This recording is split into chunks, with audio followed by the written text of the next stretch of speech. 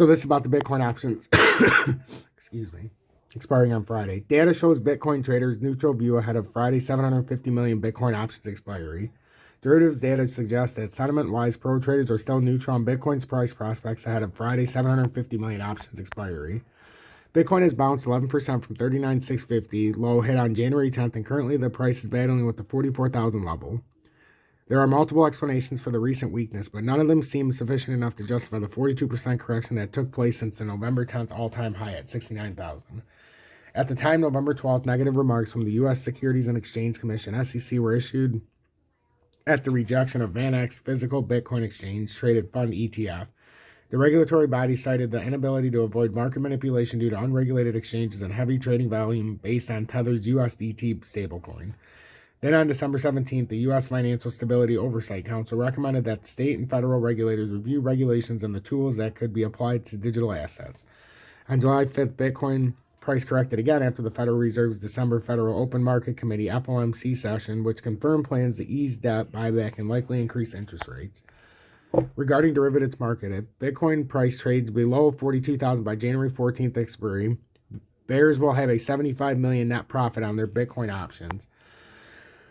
At first sight, the 455 million call buy options are overshadowing the 295 million puts, but the 1.56 call to put ratio is deceptive because a 14% price drop over the last 3 weeks will likely wipe out most of the bullish bets. If Bitcoin's price remains below 44,000 a.m. UTC on January 14th, only 44 million worth of those call buy options will be available at the expiry. There is no value in the right to buy Bitcoin at 44,000 if Bitcoin is trading below that price. Bears might bag a 75 million profit if Bitcoin is below 42,000.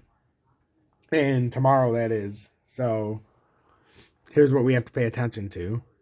Here are the 4 most likely scenarios for the 750 million options expiry on January 14th. The imbalance favoring each side represents theoretical profit. In practice, depending on the expiry price, the quantity of call buy and put sell contracts become active varies. Bitcoin 40,000 and 43,480 calls versus 2220 puts. The net result is 75 million favoring the put bear options. Between 43 and 44,000, 1,390 calls versus 1,130 puts. The net result is balance between call and put options. Between 44 and 46,000, 1,760 calls versus 660 puts. The net result is 50 million favoring the call, the bulls. 46 to 47,000, 1,220 calls versus 520 puts. The net result is 125 million favoring the call, which is the bulls. This crude estimate considers put options being used in neutral to bearish bets and call options exclusively in bullish trades. However, this oversimplification disregards more complex investment strategies. For instance, a trader could have sold a put option, effectively gaining a positive exposure to Bitcoin above a specific price, but unfortunately there's no easy way to estimate this effect. Traders say Bitcoin run to 44K may be a relief bounce, citing a repeat of December's nuke. So that's what I'm saying.